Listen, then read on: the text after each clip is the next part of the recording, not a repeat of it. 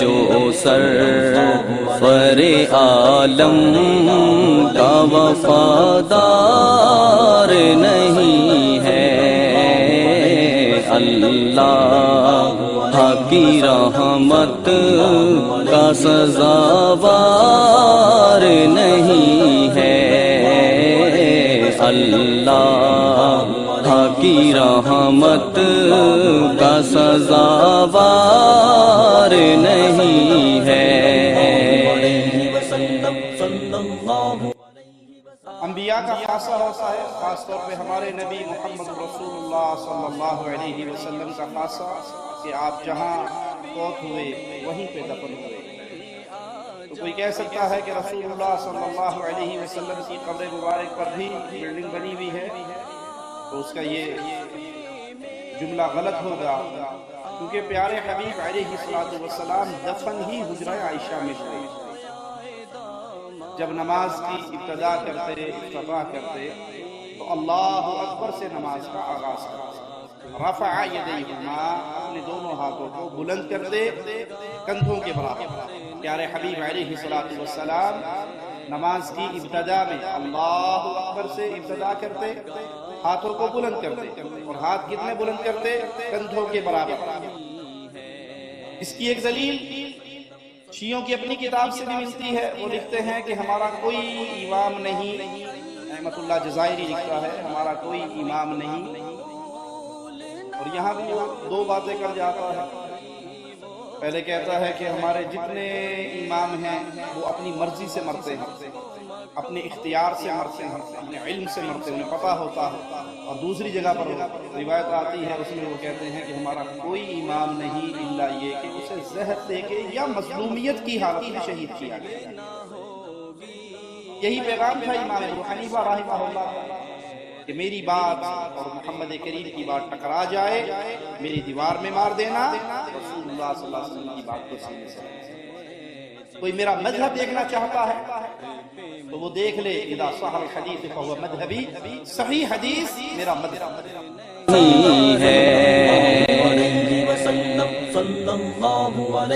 سرکار مدینہ کی اطاعت سے تغافل سر۔ السلام علیکم ورحمۃ اللہ وبرکاتہ۔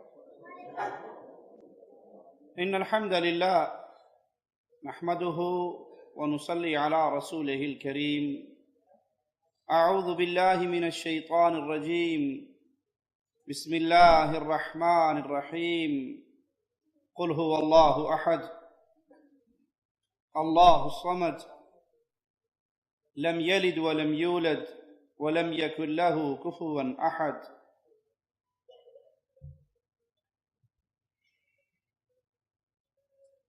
سائل پوچھتا ہے کہ عمامہ باندھنے کی کیا حقیقت ہے؟ سر پہ عمامہ باندھنا رسول اللہ صلی اللہ علیہ وسلم کی سنت ہے۔ رسول اللہ صلی اللہ علیہ وسلم سے ثابت ہے، آپ نے عید کا خطبہ ارشاد فرمایا اور سیاہ رنگ کا عمامہ آپ کے سر مبارک پر تھا۔ اسی طرح مکہ فتح کے موقع پر آپ مکہ میں داخل ہوئے، اس وقت بھی آپ کے سر مبارک پر عمامہ تھا۔ تو عمامہ رکھنا رسول اللہ صلی اللہ علیہ وسلم کی سنت مبارکہ ہے، اور حدیث میں جو ذکر آتا ہے وہ سیاہ رنگ کے عمامہ کا ہے۔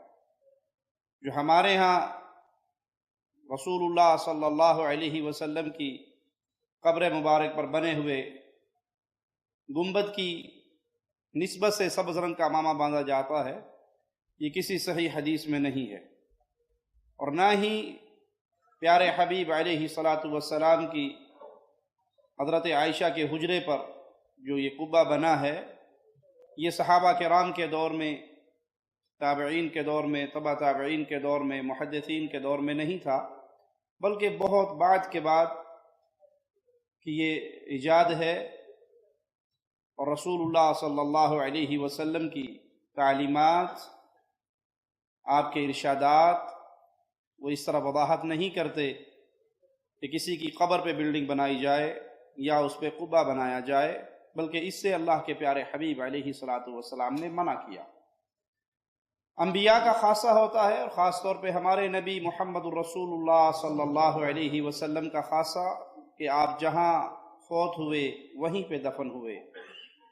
تو کوئی کہہ سکتا ہے کہ رسول اللہ صلی اللہ علیہ وسلم کی قبر مبارک پر بھی بلڈنگ بنی ہوئی ہے، تو اس کا یہ جملہ غلط ہوگا، کیونکہ پیارے حبیب علیہ الصلاۃ والسلام دفن ہی حجرہ عائشہ میں ہوئے، آپ کی قبر کھلی جگہ پہ نہیں بنائی گئی۔ سید عائشہ رضی اللہ تعالی عنہ فرماتی ہیں اگر یہ ڈر نہ ہوتا کہ لوگ آپ کی عبادت، آپ کی قبر کی پوجا شروع کر دیں گے تو ہم آپ کو کھلی جگہ پہ دفن کرتے۔ اور دوسری روایت میں ہے کہ نبی جہاں فوت ہوتے ہیں وہیں پہ دفن ہوتے ہیں۔ آپ فوت ہوئے سیدہ عائشہ رضی اللہ تعالی عنہا کی باری والے دن آپ کے حجرہ میں، اور وہیں پہ دفن ہوئے۔ قبر کے اوپر بلڈنگ نہیں بنی، بلکہ وہ حجرہ پہلے سے موجود تھا، اور مصطفیٰ علیہ الصلاۃ والسلام وہاں پہ دفن ہوئے۔ اور یہ جو بلڈنگ کے اوپر، اس حجرہ شریف کے اوپر قبہ بنا ہے، یہ پیارے حبیب محمد الرسول اللہ صلی اللہ علیہ وسلم کے اصحاب نے، تابعین نے، تبع تابعین نے نہیں بنایا، بہت بعد کے ادوار میں بنا ہے۔ سائل کہتا ہے کہ بخاری شریف میں رفع الیدین کرنے کی روایات ہیں۔ جی، صحیح بخاری شریف میں رفع الیدین کرنے کی سیدنا عبداللہ ابن عمر سے روایت ہے، اور کئی روایتیں ہیں، ایک روایت نہیں کئی روایتیں ہیں۔ سیدنا عبداللہ ابن عمر فرماتے ہیں کہ رسول اللہ صلی اللہ علیہ وسلم جب نماز کی ابتدا کرتے، افتتاح کرتے، تو اللہ اکبر سے نماز کا آغاز کرتے۔ رفع یدیہما، اپنے دونوں ہاتھوں کو بلند کرتے کندھوں کے برابر۔ پیارے حبیب علیہ الصلاۃ والسلام نماز کی ابتدا میں اللہ اکبر سے ابتدا کرتے، ہاتھوں کو بلند کرتے، اور ہاتھ کتنے بلند کرتے؟ کندھوں کے برابر۔ کسی روایت کے اندر کان پکڑنے کا ذکر نہیں آیا، یا انگوٹھے، کسی صحیح حدیث میں کانوں کو لگانے کا ذکر نہیں آیا۔ کندھوں کے برابر یا کان کی لو کے برابر، یہ انداز کسی صحیح حدیث کے اندر موجود نہیں ہے۔ پھر اپنا دایاں ہاتھ اپنی بائیں ذراع پہ، بائیں باہ پہ رکھ لیتے، اور جب اس کو دائیں کو بائیں بازو پہ رکھا جائے تو یہ اپنے آپ بغیر تکلف کے سینے کے اوپر آ جاتا ہے۔ اور صراحت دوسری روایت کے اندر موجود ہے کہ رسول اللہ صلی اللہ علیہ وسلم اپنا دایاں ہاتھ بائیں کے اوپر رکھتے، ثم علی صدرہ، پھر اپنے سینے پہ رکھ لیتے۔ اور جب اللہ کے پیارے حبیب علیہ الصلاۃ والسلام رکوع کے لیے جاتے تب بھی اللہ اکبر کہتے، اپنے دونوں ہاتھوں کو بلند کرتے، کندھوں کے برابر کرتے، اور رکوع میں تشریف لے جاتے۔ ان دونوں ہاتھوں کو بلند کرنے کا نام ہی رفع الیدین ہے، دونوں ہاتھوں کو اٹھانا اپنے کندھوں کے برابر۔ اور جب پیارے حبیب صلی اللہ علیہ وسلم رکوع سے سر اٹھاتے تو پھر سمع اللہ لمن حمدہ ربنا ولک الحمد حمدا کثیرا طیبا مبارکا فیہ، سیدھے کھڑے ہوتے، اپنے دونوں ہاتھوں کو پھر بلند کرتے۔ جب 2 رکعت پڑھنے کے بعد رسول اللہ صلی اللہ علیہ وسلم تیسری رکعت کے لیے کھڑے ہوتے تو پھر اللہ اکبر کہتے اور اپنے دونوں ہاتھوں کو بلند کرتے کندھوں کے برابر۔ یہ 4 موقع صحیح بخاری کی روایت کے مطابق رفع الیدین کرنے کے ہیں، اور اسی روایت کا حصہ ہے کہ رسول اللہ صلی اللہ علیہ وسلم سجدوں کے درمیان رفع الیدین نہیں کیا کرتے تھے۔ نماز کے آغاز پہ رفع الیدین ہوگی، رکوع میں جاتے ہوئے کی جائے گی، رکوع سے سر اٹھاتے ہوئے کی جائے گی، 3 جگہ ہو گئی، اور چوتھی جگہ جب انسان 2 رکعتیں پڑھ کے تیسری کے لیے کھڑا ہوگا، یعنی 3 رکعت والی نماز مغرب کی یا عشاء، عصر اور ظہر کی 4 رکعتوں والی نماز، اس کے اندر اسی طریقے پہ عمل کیا جائے گا۔ 1 رکعت وتر کی کیفیت بتائیں، کیا قنوت کے لیے رفع الیدین ہوگا یا نہیں؟ 1 وتر پڑھنا بھی جائز ہے حدیث کی روشنی میں، ان اللہ وتر یحب الوتر۔ 3 پڑھنا بھی جائز ہیں، 5 پڑھنا بھی جائز ہیں۔ 3 پڑھیں تو افضل طریقہ یہ ہے کہ 2 پڑھ کے سلام پھیر دیں اور پھر 1 پڑھیں۔ 1 رکعت، اکثر لوگ سوال کرتے ہیں جی اس 1 رکعت کی نیت کیا ہوگی؟ تو یہاں اپنے اس جملے کو میں پھر دہراؤں کہ نیت کا مقام دل ہے نہ کہ زبان۔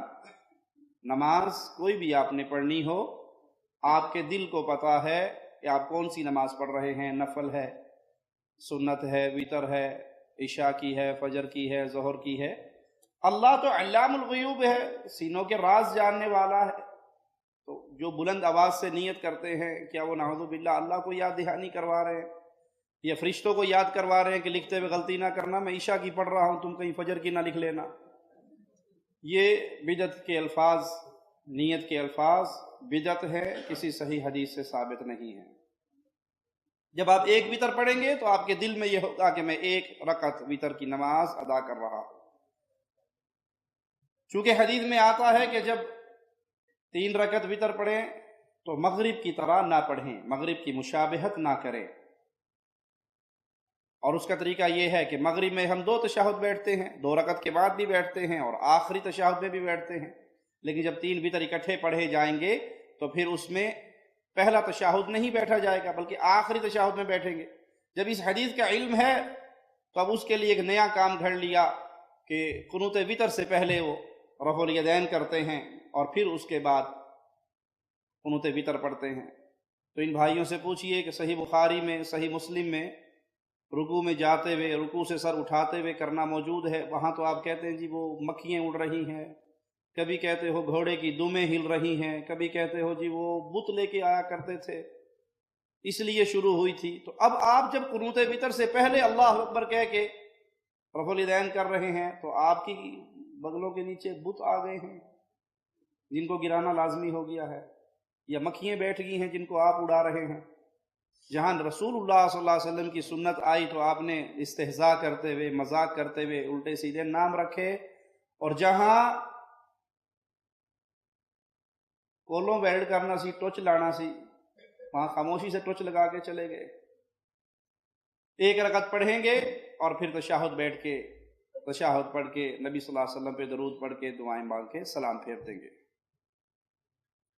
اگر کسی شخص پہ غسل فرض ہے، احتلام ہو گیا ہے یا جنبی حالت میں ہے، اپنی بیوی کے پاس ہو کر آیا ہے، تو ایسی صورت میں سائل کہتا ہے کہ جماعت کھڑی ہو تو کیا تیمم کر کے وہ جماعت میں شامل ہو سکتا ہے؟ کیونکہ اگر غسل کرنے جائے گا تو جماعت نکل جائے گی۔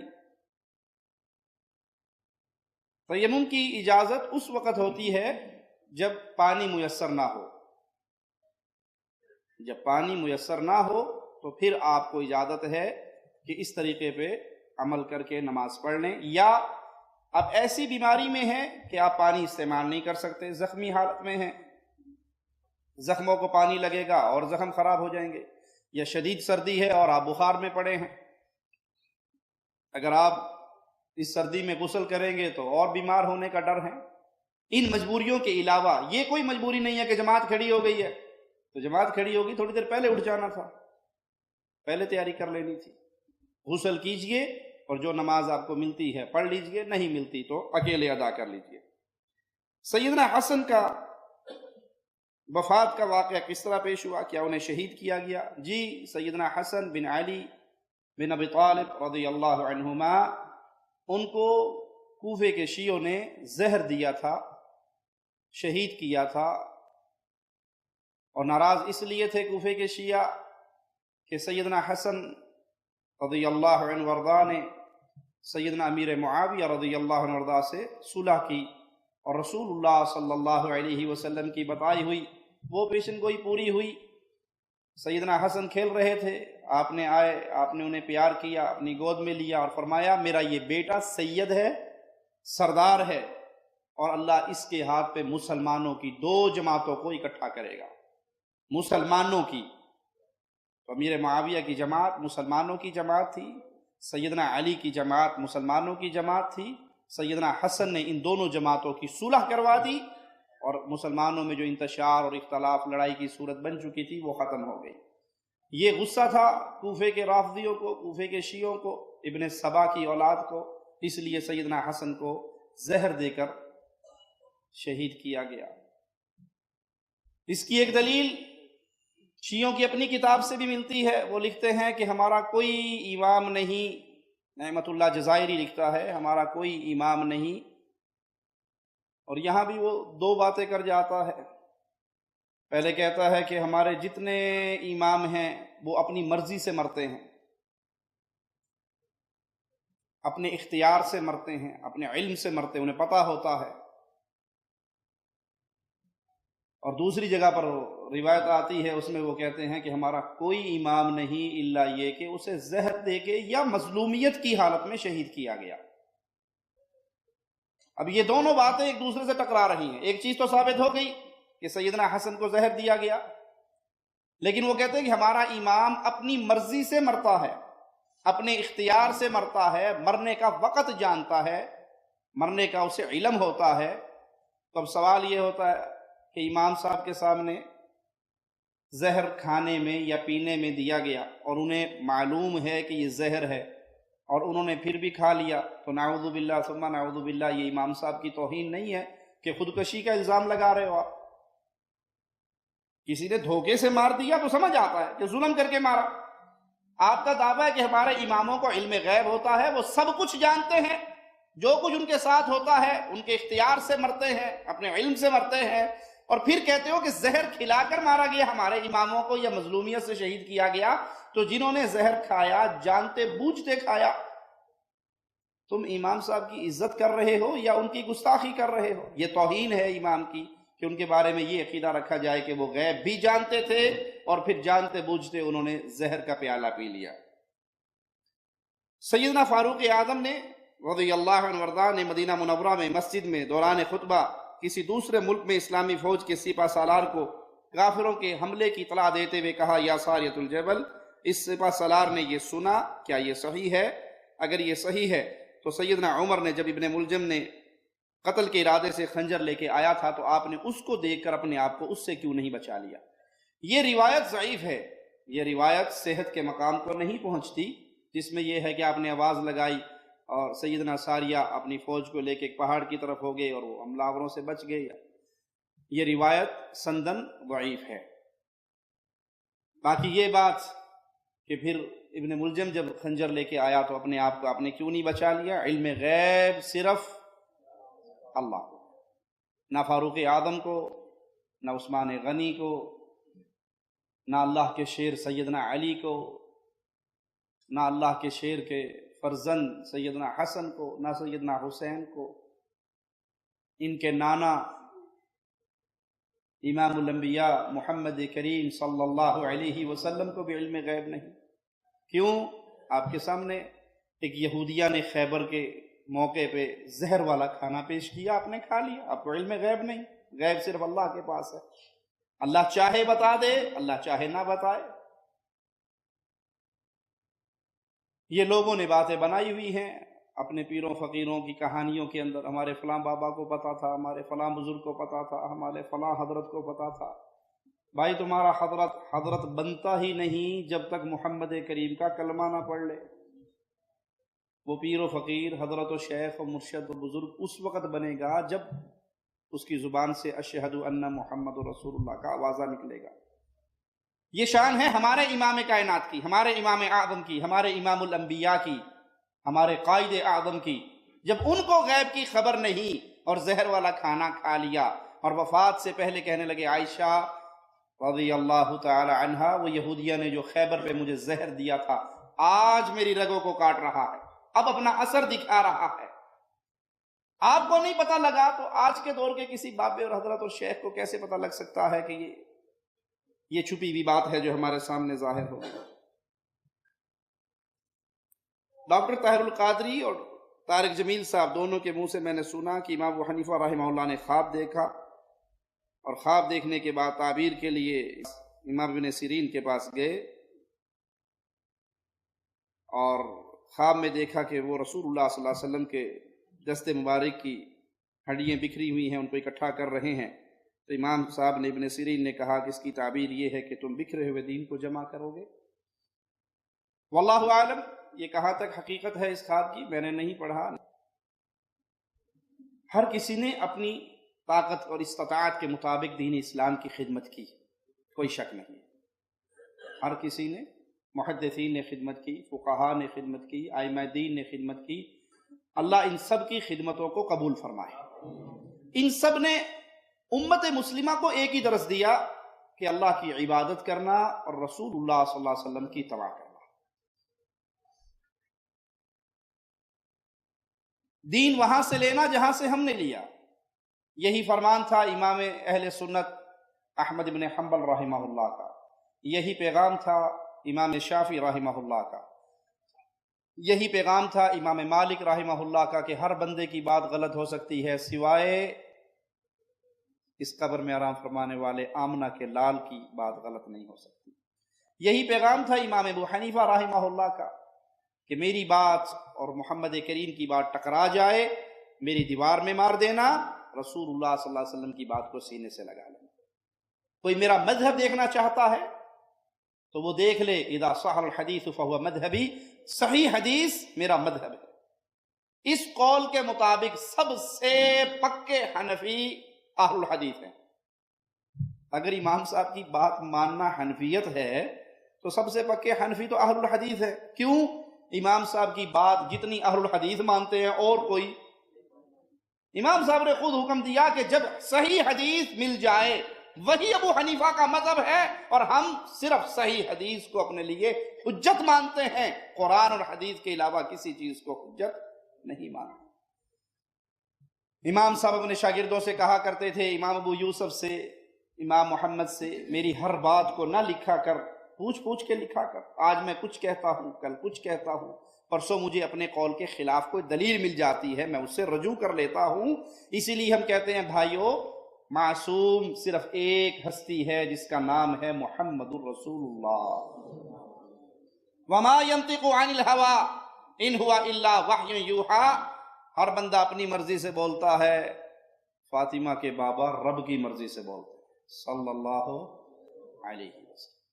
امام صاحب اپنے شاگرد کو منع کر رہے ہیں ہر بات نہ لکھا کر، اور امام اعظم حکم دے رہے ہیں اپنے صحابی کو، اللہ کی قسم لکھ، محمد کی ہونٹوں سے حق کے علاوہ کچھ ادا نہیں ہوگا. کس کو مانے؟ ہم احترام کرتے ہیں ائمہ اربعہ کا، احترام کرتے ہیں 12 اماموں کا، احترام کرتے ہیں محدثین کا، احترام کرتے ہیں فقہاء کا. ایک چھوٹی سی درخواست دیتے ہیں بھائیو، غلطی ہر کسی سے ہو سکتی ہے انسانوں میں. اگر کسی کے اوپر پہرا دیا ہے میرے رب نے تو وہ صرف محمد الرسول اللہ صلی اللہ علیہ وسلم. آپ کی بات صحیح حدیث ہم تک پہنچ جائے ہمارے لیے حجت ہے. اس کے علاوہ کسی کی بات جب نبی سے ٹکرائے گی، کسی کو یہ عزت نہیں دی جا سکتی کہ اس کی وجہ سے رسول اللہ صلی اللہ علیہ وسلم کی حدیث کو چھوڑ دیا جائے.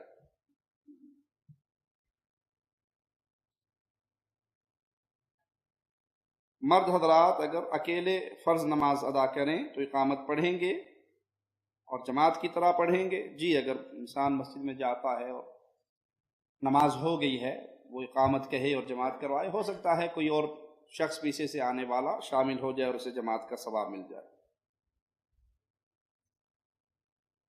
اگر کوئی آدمی ختم شریف کے چاول یا کوئی چیز لائے 40ویں کے یا تیجے کے یا 7ویں کے، تو کیا کرنا چاہیے؟ کھا لینا چاہیے یا واپس کر دینا چاہیے؟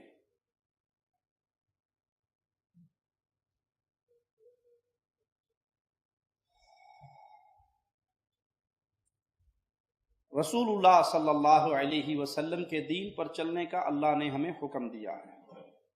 پیارے حبیب محمد کریم فداہ ابی و امی صلی اللہ علیہ وسلم کی شریعت میں تیجا، 7واں، 9واں، 10واں، 40واں، کل، برسی، ختم شریف، کنڈے شریف، میلاد شریف، سانکے شریف کچھ بھی نہیں. یہ سب made in India, made in Pakistan.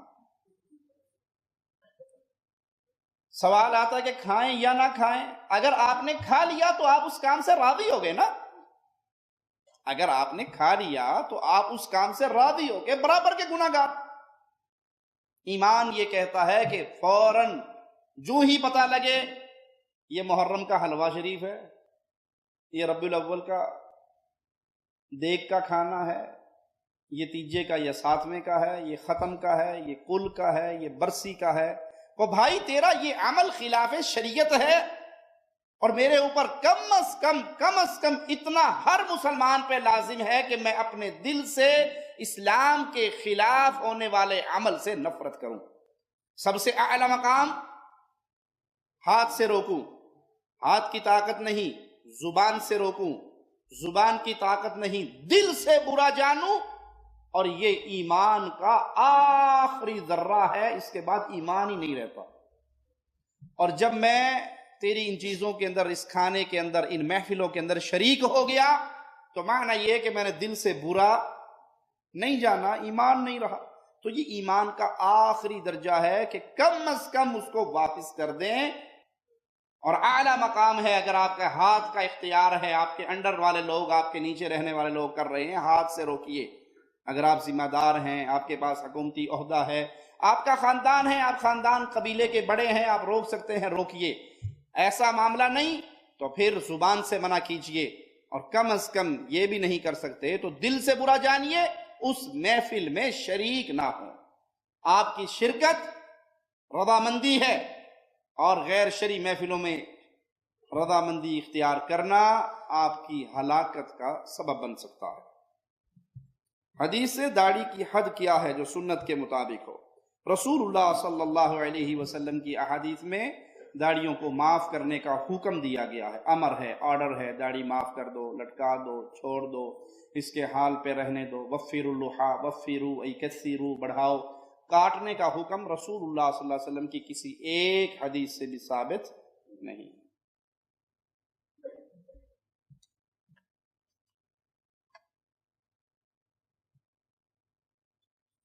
امام مسجد خطبہ دینے کے لیے دیر کرتے ہیں تو کیا دوسرا شخص خطبہ دے سکتا ہے؟ خطبہ شروع ہوتے ہی امام مسجد تشریف لے آتے ہیں تو کیا خطبہ دینے والا شخص امام کے احترام میں نیچے اتر جائے؟ جب ایک مسجد کے اندر امام مقرر ہے تو پھر اس امام کا احترام کرنا چاہیے۔ وہ خطبے کے لیے دیر سے آتا ہے، امام صاحب کی منت کر لو، وہ ٹائم پہ آ جائیں، لیکن جب ایک امام مقرر ہو تو اس کی اجازت کے بغیر کسی اور کو خطبہ دینا یا جماعت کروانے کی اجازت نہیں ہونی چاہیے۔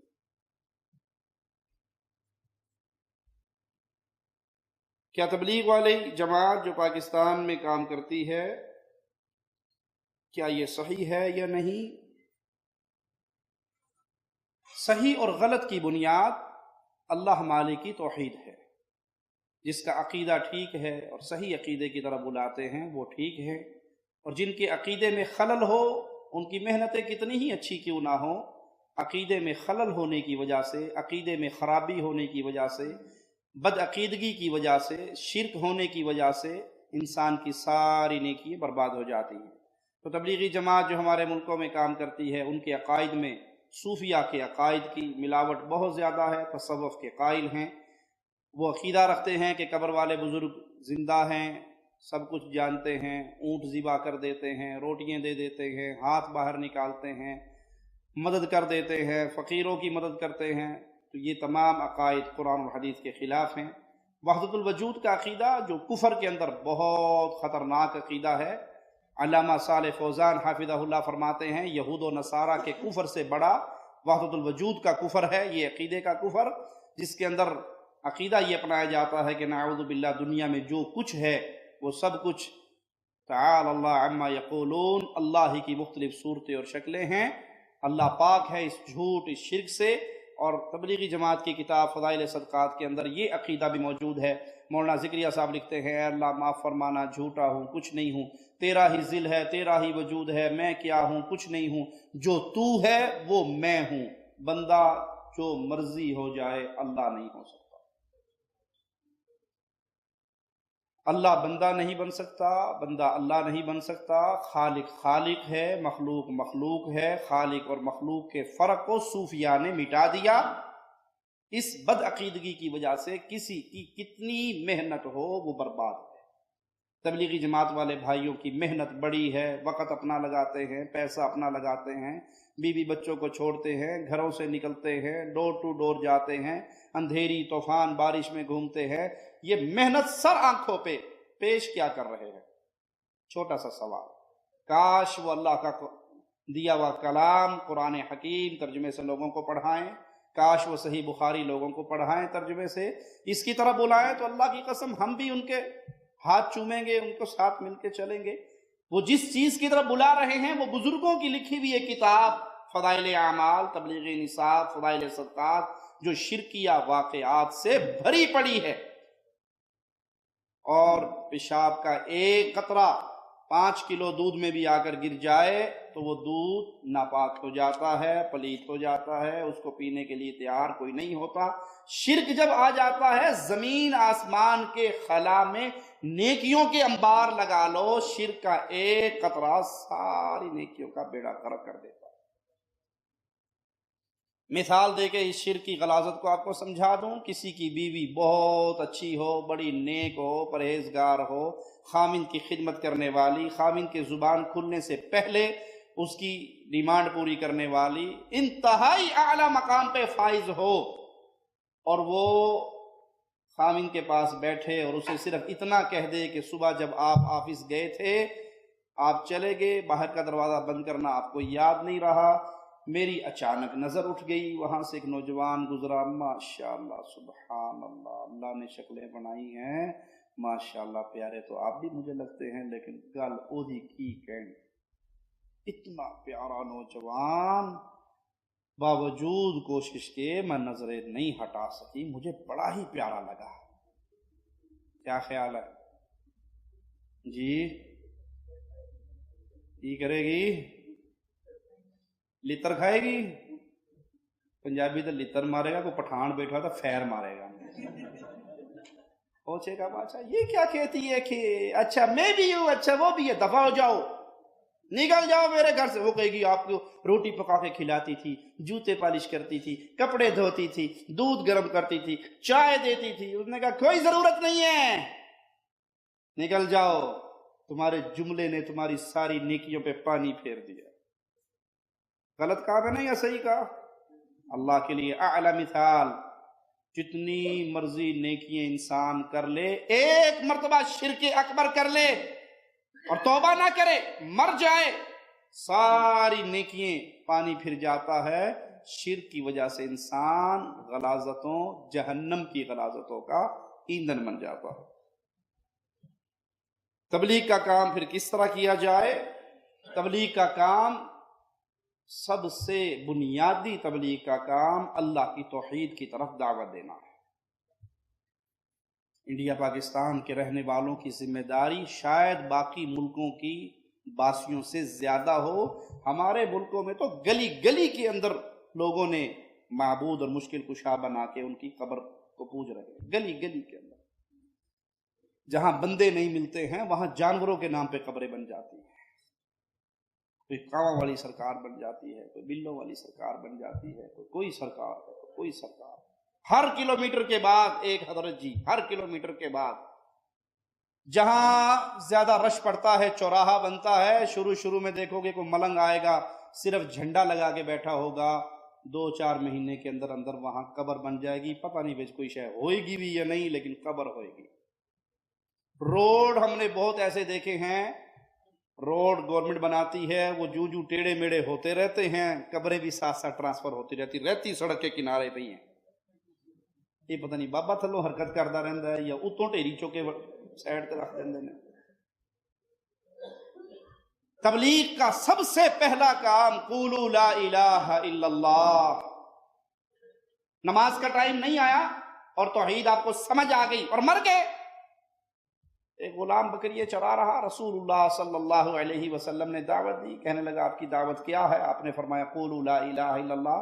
کہا ملے گا کیا؟ کہا جنت۔ کہا میرے جیسا آدمی بھی جنت میں چلا جائے گا؟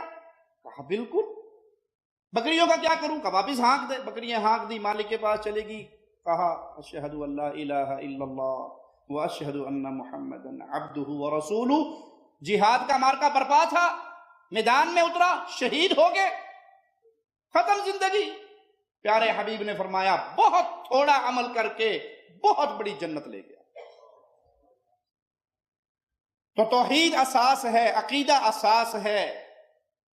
توحید کی دعوت پر محنت کیجئے، یہ جہاد کبیر ہے۔ قرآن حکیم میں اللہ مالک اپنے پیارے حبیب سے کہتا ہے وَجَاهِدْهُمْ بِهِ جِهَادًا كَبِيرًا۔ اس قرآن حکیم کو لے کر کفار مکہ سے جہاد کبیر کریں، اور یہ مکے کا حکم ہے۔ ابھی تیر و تلوار کا معاملہ مدینے والا سٹارٹ نہیں ہوا تھا، یہ مکے کا حکم ہے۔ تو توحید کی دعوت جہاد کبیر ہے۔ اور الا من رحم ربی، آج کے دور میں مسلمانوں کی اکثریت اسی دعوت توحید سے پیچھے ہٹ چکی۔ وہ جی باقی ساری گلاں کرنا پر اے گل نہ کرنا، وہ اچھا بھلا دوستی کا ماحول خراب ہو جائے گا۔ کہیں دوستیوں نے توحید سے روک دیا، کہیں سیاسی مجبوریاں، کہیں جمہوری مجبوریاں، کہیں خاندانی مجبوریاں، قوم قبیلے کی مجبوریاں۔ خوش نصیب ہے وہ جو اللہ مالک کی وحدانیت کا پیغام پھیلاتا ہے اور ہر طرح کی مجبوریوں کو ٹھوکر مار دیتا ہے۔ تبلیغ کے لیے 3 دن کے لیے جانا، سہ روزے کے لیے جانا، 40 دن کے لیے جانا، سال بھر کے لیے جانا، یہ عمل رسول اللہ صلی اللہ علیہ وسلم کی سنت سے، سیرت مطہرہ سے ثابت نہیں ہے کہ مکے والے صحابہ 3 دن کے لیے مدینہ آ رہے ہیں اور مدینے والے مکے جا رہے ہوں، مکے والے طائف پہنچ رہے ہوں۔ یہ عمل پیارے حبیب علیہ الصلوۃ والسلام کی سنت سے ثابت نہیں۔ ایک آدمی بڑی مشکل سے صرف جمعہ پڑھتا ہے، باقی نماز پڑھنا تو دور، مسجد کے قریب جانا بھی پسند نہیں کرتا۔ اللہ اس کو ہدایت عطا فرمائے۔ بہت خطرناک جگہ پہ کھڑا ہے، بہت خطرناک جگہ پہ کھڑا ہے۔ جو پورے ہفتے کی نمازیں نہیں پڑھتا، اسے سناؤ کہ رسول اللہ صلی اللہ علیہ وسلم نے صرف ایک نماز چھوڑنے والے کو جان بوجھ کر کیا کہا تھا؟ من ترک الصلاۃ متعمدا، جو جان بوجھ کے ایک نماز چھوڑ دے وہ کفر کرتا، ایک نماز۔ اور جو پورے ہفتے نماز نہیں پڑھتا، قیامت کے دن قرآن حکیم کی آیت پہ غور کیجئے، مالک فرماتا ہے جب اللہ مالک قیامت کا دن ہوگا، اپنی پنڈلی سے کپڑا اٹھائے گا، پنڈلی عیا کرے گا، لیس کمثلہ شیء، جیسے اس کی شان کے لائق ہے، وہ وہی اس کیفیت کو جانتا ہے، ہم اس کیفیت کو نہیں سمجھتے، تو لوگ سجدے میں گریں گے۔ کچھ ایسے لوگ ہو جائیں گے جن کی کمروں کو تختہ بنا دیا جائے گا، وہ سجدہ کرنا چاہیں گے کر نہیں سکیں گے۔ جس نے دنیا میں سجدہ نہیں کیا، آپ اندازہ نہیں کرتے، شیطان نے ایک سجدے سے انکار کیا، مردود ہوا، اور جو پورے ہفتے کے سجدے نہ کرے وہ کہاں جائے گا؟ اسے توبہ کرنی چاہیے اللہ سے۔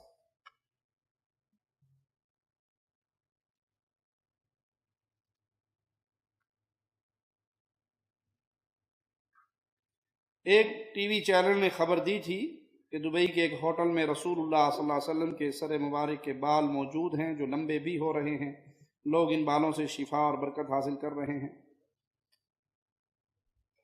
انا للہ و انا الیہ راجعون، انا للہ و انا الیہ راجعون۔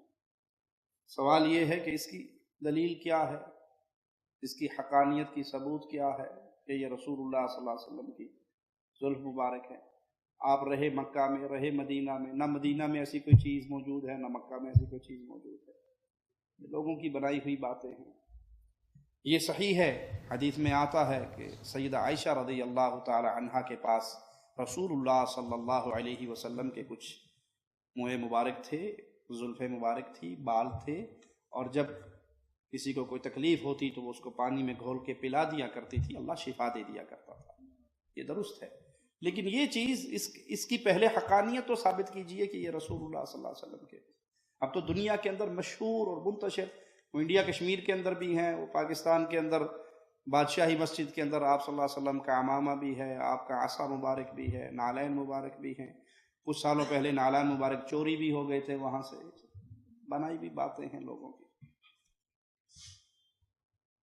کیا داڑھی کاٹنے والے کو امام بنا سکتے ہیں؟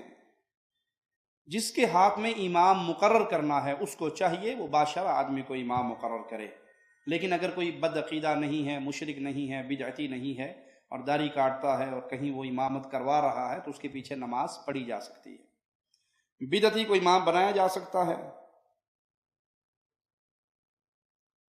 بدعتی جس کی بدعت کفر تک پہنچتی ہو اس کو امام نہیں بنایا جا سکتا، اس کے پیچھے نماز نہیں پڑھی جا سکتی۔ کیا نماز کا تارک کافر ہو جاتا ہے؟ جو نماز کا مستقل تارک ہے، کبھی نماز نہیں پڑھتا، مستقل نماز کا تارک ہے، تو جمہور علماء کا یہی قول ہے کہ وہ کافر ہے، وہ مسلمان نہیں ہے۔ شیخ ابن عثیمین رحمہ اللہ فرماتے ہیں کہ اگر ایک مستقل نماز کے تارک کی بیوی نمازن ہے اور خامند مستقل نماز کا تارک ہے تو ان کا نکاح برقرار نہیں ہے. ایک کافر ہے، دوسرا مسلمان ہے، کافر مسلمان کے نکاح میں نہیں آ سکتا. یہ معاملہ چھوٹا معاملہ نہیں ہے، بہت خطرناک معاملہ ہے.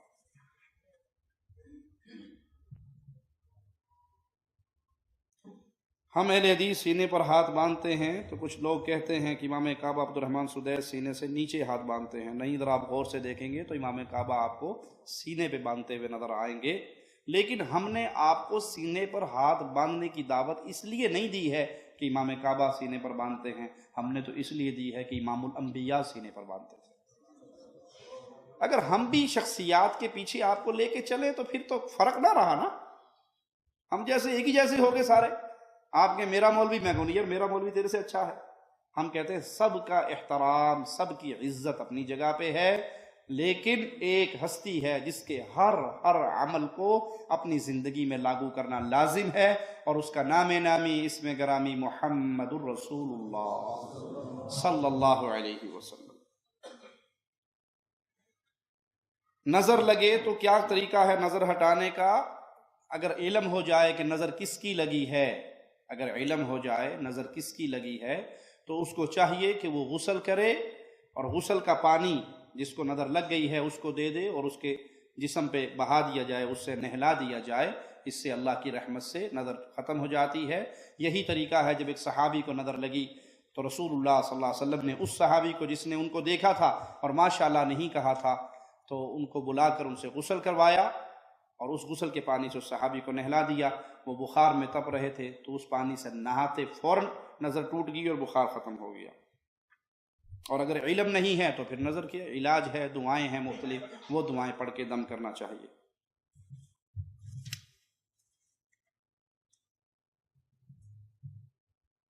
مجھے خواب میں خزانہ نظر آتا ہے اور میں بہت پریشان ہو جاتا ہوں، اس کا علاج بتائیں. اور اگر کوئی خوفناک یا غیر شرعی خواب دیکھا جائے تو کیا کریں؟ غیر شرعی خواب دیکھیں تو اس کو کسی کے سامنے بیان نہ کریں، ذکر نہ کریں، بلکہ اپنے الٹی طرف دھتکار دیں اور مالک کی طرف سکھائی ہوئی اس دعا کو پڑھ لیں، اعوذ باللہ من الشیطان الرجیم پڑھ کے دھتکار دیں. اچھا خواب ہو تو اس کو بیان کریں، اس کو بیان کریں، اس کو بتائیں، اور کوشش کریں کہ سونے سے پہلے وضو کر کے سوئیں.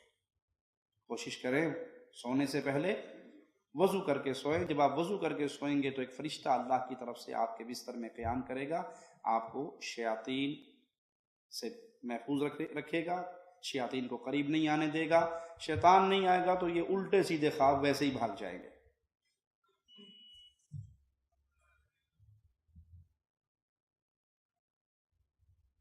ایک آدمی سفر جانے سے پہلے 2 رکعت نفل پڑھتا ہے تو کیا صحیح ہے؟ کوئی حرج نہیں. ایک آدمی کسی عمل سے پہلے 2 رکعتیں پڑھ کے اللہ سے مدد مانگ لے. اذان دیتے وقت انگلی کان کے ساتھ رکھنا جی سنت سے ثابت ہے.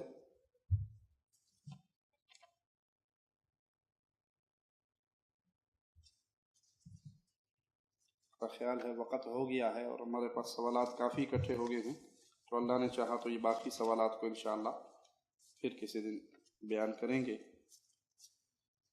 اقول قولی هذا واستغفر الله لي ولكم ولسائر المسلمين فاستغفروه انه هو الغفور الرحيم.